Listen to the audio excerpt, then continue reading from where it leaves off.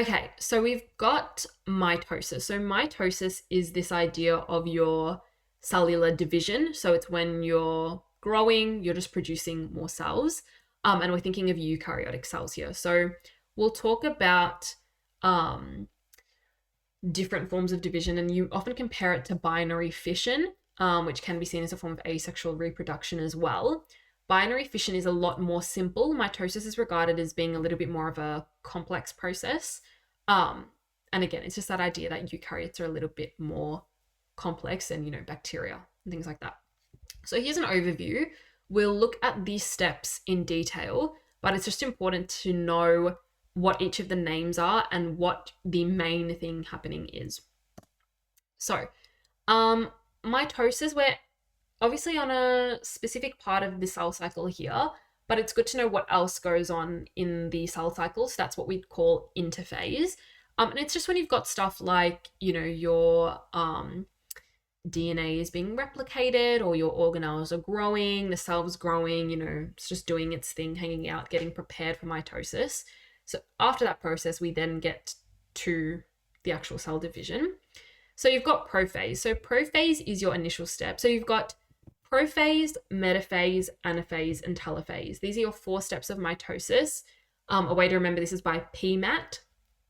So P, the first one of PMAT, is for our prophase. So we've got our condensed chromosomes. So again, when the chromosomes are starting to become visible here, so we can see that they're just kind of condensing, and we're just getting ready to split, basically. So we're condensing our chromosomes, they've been replicated, and we're getting ready to split them into 2. Our kind of centrioles are getting ready as well to be split.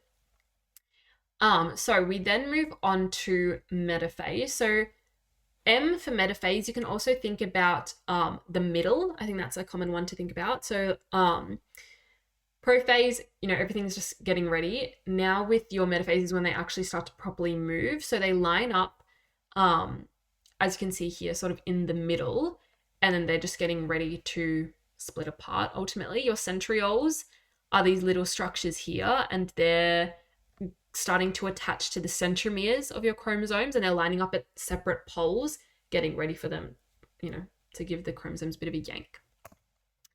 Okay, so you've got your anaphase. So your anaphase, you can think of A for apart. That's how I like to do it. So M, metaphase, M for middle, A, anaphase, A for apart. So we're basically pulling our chromosomes apart. So we can see that here. So your spindle fibers that extend from your centrioles have attached to the centromere, and they basically contract, the spindle fibers pull, and when we, if you recall what we looked at before, our little sister chromatids, they get pulled apart. So we can see that here, and the idea is that because they are, part of the same chromosome, because they've been duplicated, or replicated, when you pull them apart, you're getting one copy to one side and one copy to the other. So you're not missing any genetic information. You just, made 2 copies of things, and now one's going to one side and one's going to the other, but they should be identical. Okay, and then we have the last part of mitosis, which is telophase. So this is when the actual separate cells start to form. So you've got your nucleus kind of reforming. Again, you've got one on one side and one on the other. And then you've got the actual entire plasma membrane that's kind of starting to fork in as well, as you can see here. And so that's that idea of telophase.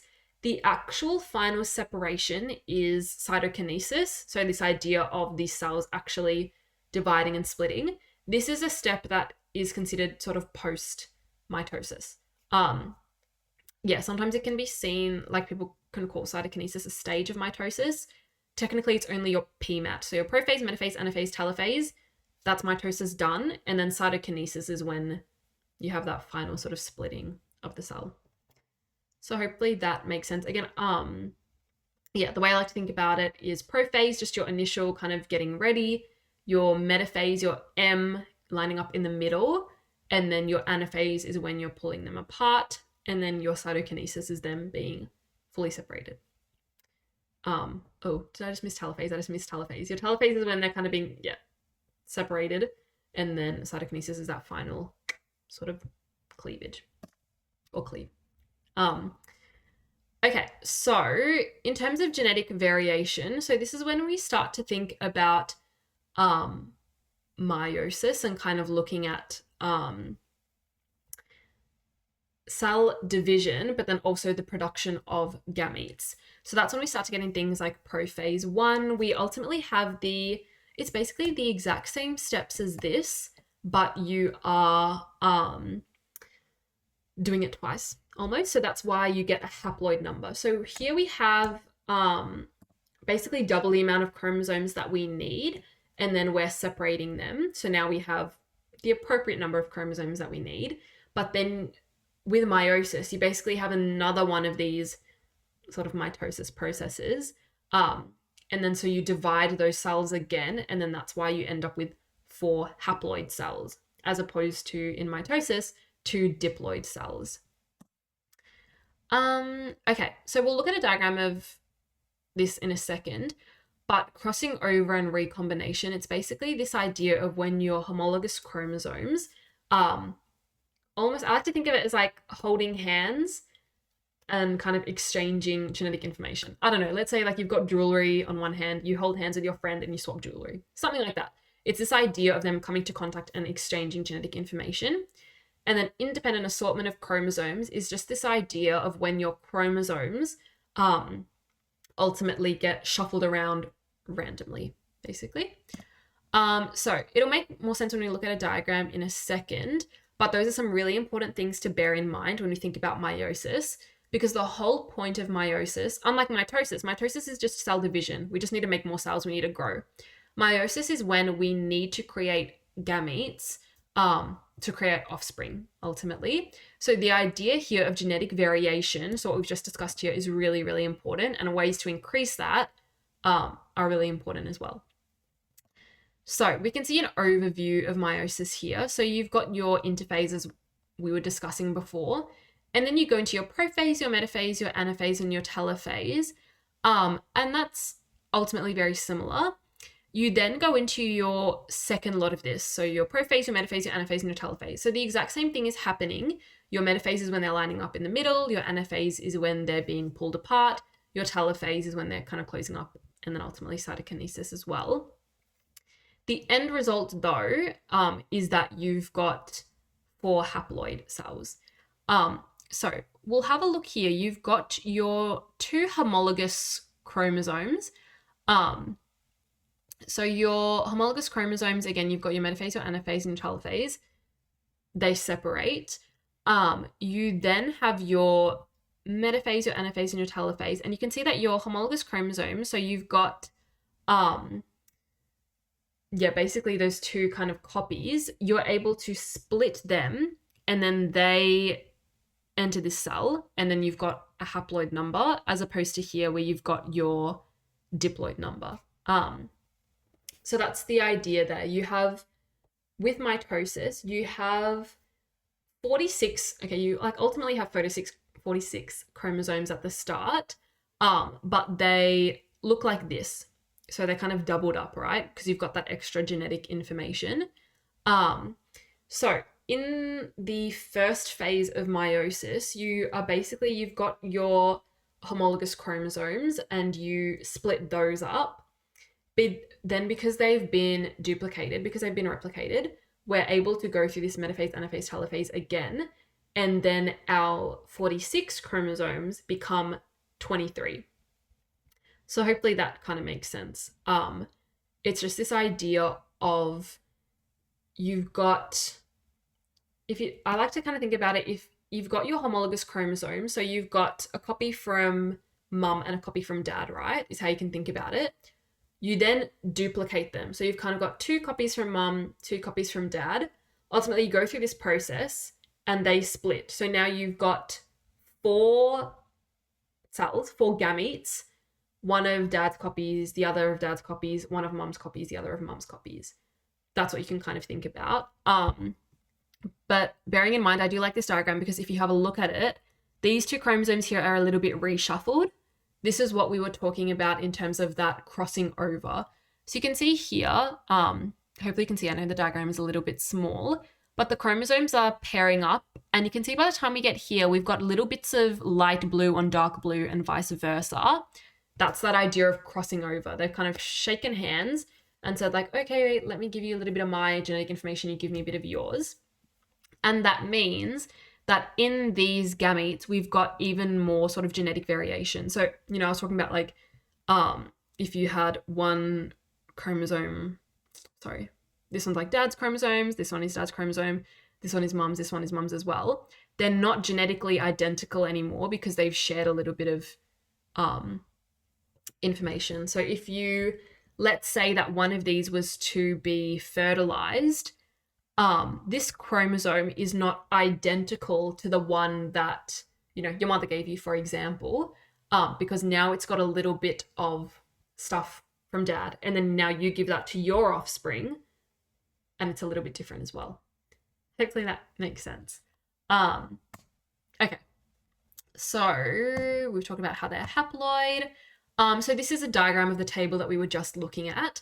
So you're crossing over, this is what we've just mentioned there, the idea of when you swap a bit of genetic information. And then independent assortment is just this idea of the chromosomes that get assigned or allocated to each gamete are completely random. So here we're looking at this with one chromosome. So let's say this is chromosome 1. But remember that this process happens with 23 different pairs. So we've got 4 gametes here, and you can see that they've all got different things, that are coming from chromosome 1. The same thing will happen with chromosome 2, chromosome 3, chromosome 4, chromosome 5, and so on. They'll all have 4, gametes that come out looking like this. And, which one of these 4 gets paired up with the 4 from chromosome 2, gets paired up with the 4 from chromosome 3, and so on. That's all random. That's this idea of independent assortment. So you can see that here you've got gametes from outcome 1, gametes from outcome 2. And the idea is that within these gametes, you've got kind of completely different genetic information going on, which is why,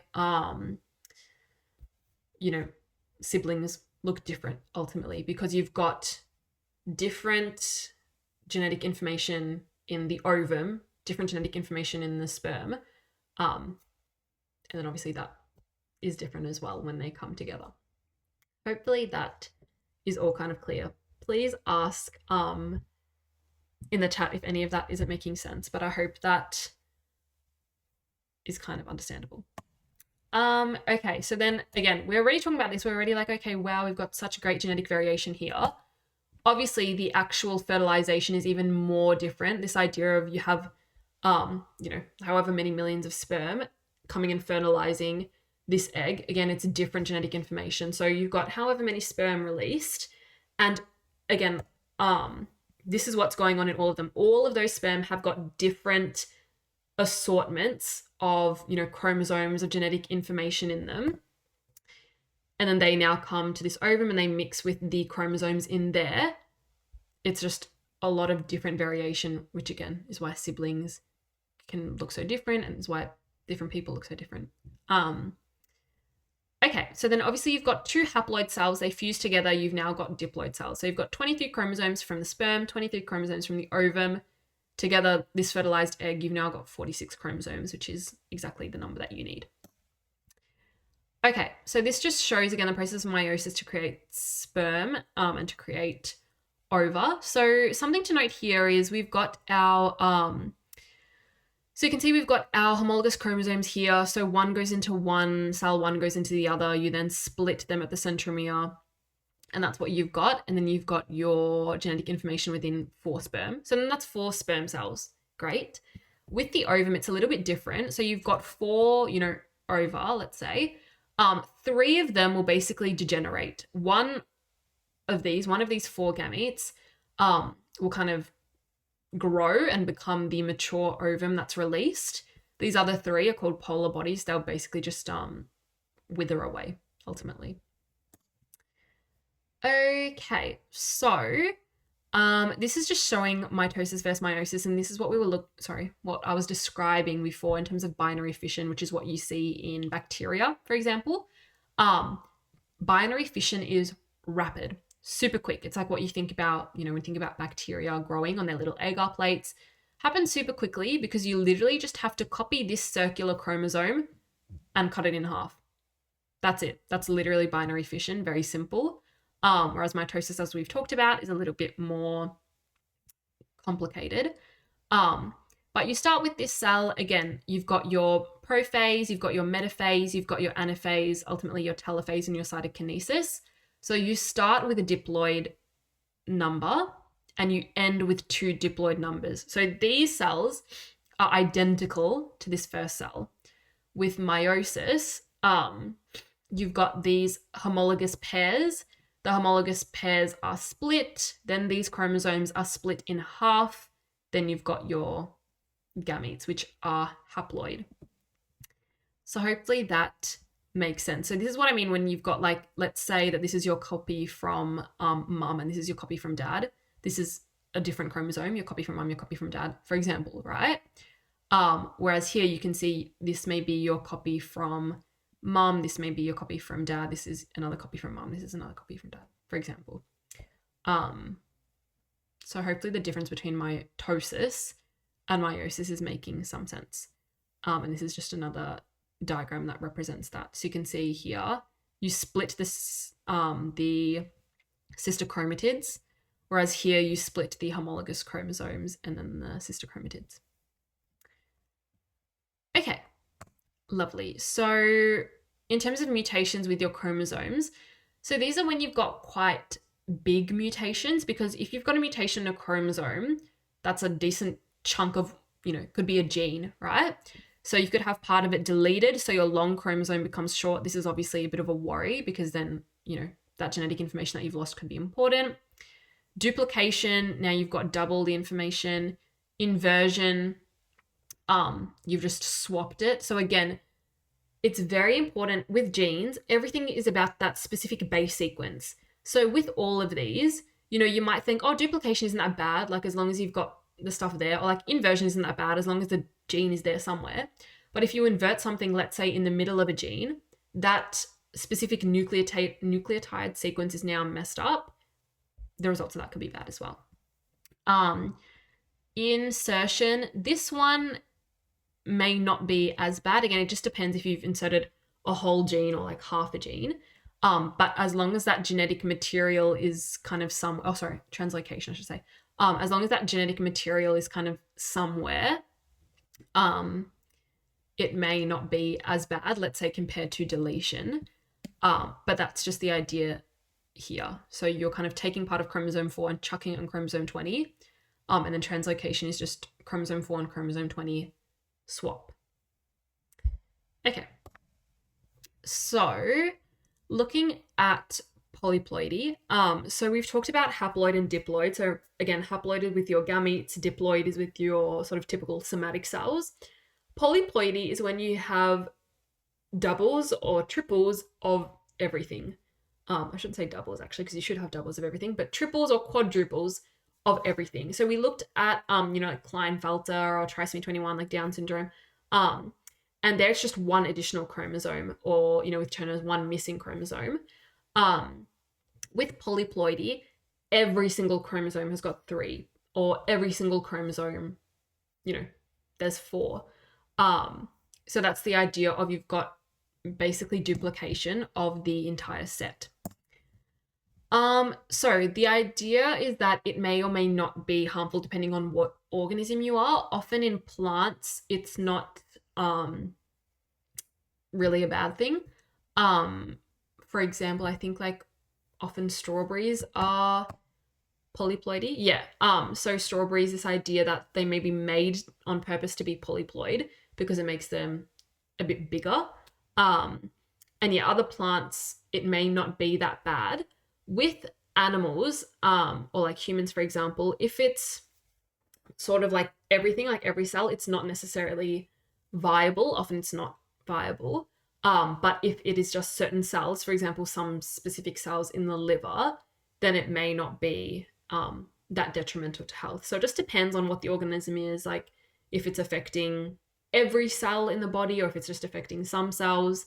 But yeah, generally, if you've got 3 copies of a chromosome, if you've got 4 copies of a chromosome, it's not the best thing to be having so much genetic information, because obviously it can increase things too much.